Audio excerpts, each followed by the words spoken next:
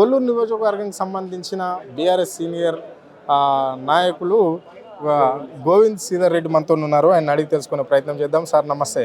నమస్తే సార్. చెప్పండి సార్, ఈ రోజు కొల్లాపూర్ మొత్తం ఇక్కడనే కనిపించినట్లా ఉంటుంది. దీన్ని ఎట్లా చూస్తారు సార్? మరి ఎంతమంది ఈరోజు బీఆర్ఎస్ తీర్థం పుచ్చుకున్నారు?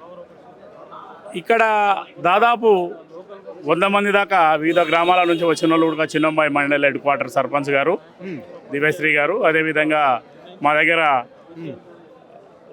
బ్యాట్ గుర్తుగా మామూలుగా పోటీ చేసి విజయ్ కుమార్ గారిని కూడా ఈరోజు పార్టీలో చేయడం కావడం జరిగింది.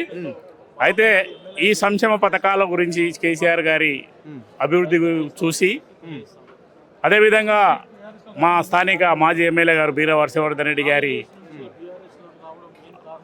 ఆలోచన విధానాన్ని కూడా అందరూ నచ్చి కూడా అంటే ఎదుటి వ్యక్తులను గౌరవించడం కానీ, అదేవిధంగా ఏదన్నా దగ్గరికి పోతే ప్రతి విషయంలో స్పందించడం కానీ అన్ని విధాల ఆకర్షితులై ఈరోజు చిన్నంబాయి మండలం నుంచి ఈరోజు హైదరాబాద్ వరకు భారీ ఖర్చులు ఉన్నాయనే ఉద్దేశంతో కొద్దిగా తక్కువ మంది రావడం జరిగింది.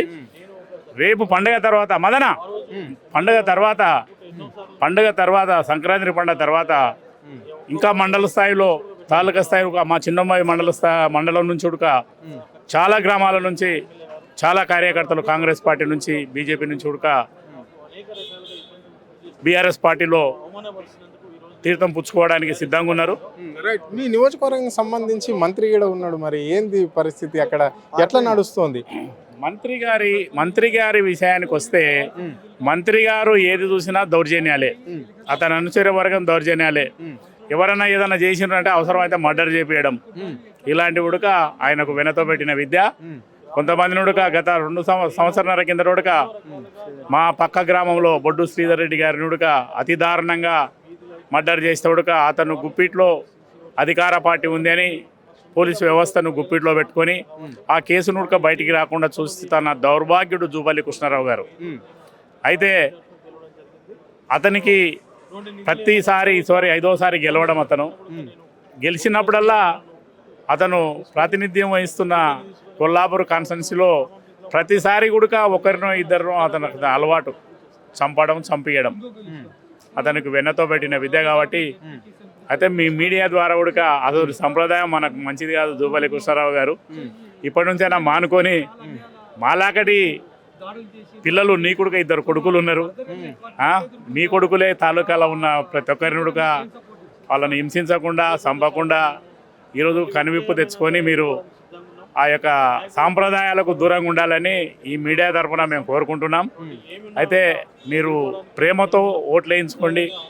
మీరు ఇంకా భగవంతుడు మీకు ఆవిషేయాలని, ఇప్పుడు 75 సంవత్సరాలు ఉంటాయి దాదాపు, ఇంకో 20 సంవత్సరాల్లో బతికినా 4 సార్లు ఎమ్మెల్యే కానీ, మంత్రి కానీ, అవసరమైతే రాష్ట్రానికి ముఖ్యమంత్రి కానీ ఈ యొక్క మనసులో ప్రాణాలు తీయడం అనేది మానుకోండి. ఇంకా మీరు ఇవన్నీ మానుకున్న రోజు నీకు ఆవిషుడిక పెరుగుతుంది. ఆ యొక్క నీచమైన పనులను కొద్దిగా దాని విషయంలో దూరంగా ఉండి, నీ కొడుకులే అనుకోండి. నీ కొడుకు 2 కొడుకులు ఉన్నారు కాబట్టి తాలూకాలో ఉన్న వాళ్ళు కూడా 2 కొడుకులంతా ఉన్నారు, మా కొడుకులే, మా పిల్లలే అని కూడా నీ ఇలాంటి అత్యాచారాలకు దూరంగా ఉండాలని కోరుకుంటూ మీకు ప్రత్యేకంగా ధన్యవాదాలు తెలుపుతున్నాం. మీరు ఇంకా 4 సార్లు అయినా గెలవండి, మాకేం ఇబ్బంది లేదు మంచితనంతో. కానీ ప్రజల ప్రాణాలు తీయద్దు, అదొక్కటి మాత్రం గుర్తుంచుకోండి. జూపల్లి కృష్ణారావు గారు. చూశాం కదా, రెడ్డి గారి కళ్ళల్లో నీళ్లు రావడమే ఆలస్యంగా అనిపించినట్లా మనకు అనిపించింది. శ్రీధర్ రెడ్డి ఆయన ఒక సీనియర్గా, అంటే మీరు గతంలో బీఆర్ఎస్ పార్టీలో ఉన్నారు, మీ దగ్గరనే పనిచేశాడు కంటే ఆయన ఒక మాట చెప్పిండు, మీరు 5 సార్లు ఎమ్మెల్యేగా గెలవడం మాకు సంతోషమే, ఇంకా 5 సార్లు గెలవండి, మీరు ఆరోగ్యాలతో ఉండాలి, 100 సంవత్సరాలు బతకాలి.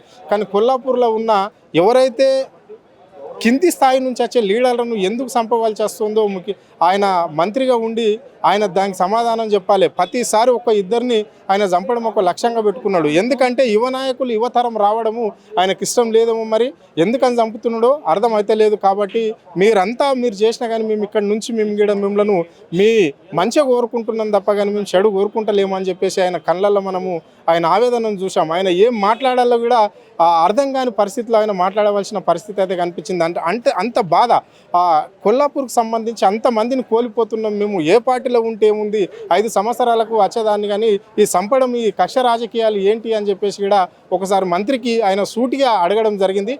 ఇకనైనా మీరు ఇంత పెద్ద మనసుతోటి మీరు మంత్రిగా చేసిరు, రేపు పొద్దున మీరు ముఖ్యమంత్రి కూడా కావచ్చు అని చెప్పేసి కూడా చెప్తున్నాడు. ఇకనైనా అలాంటి కక్షపూరితమైన రాజకీయాలను మానుకోవాలి అని చెప్పేసి కూడా సూటిగా జూపల్లి కృష్ణారావుకు ఆయన ఇక్కడి నుంచి చెప్పడం అనేది అయితే జరిగింది. కెమెరా పర్సన్ రఘుతో అరుణ్, ఆద్య టీవీ, హైదరాబాద్.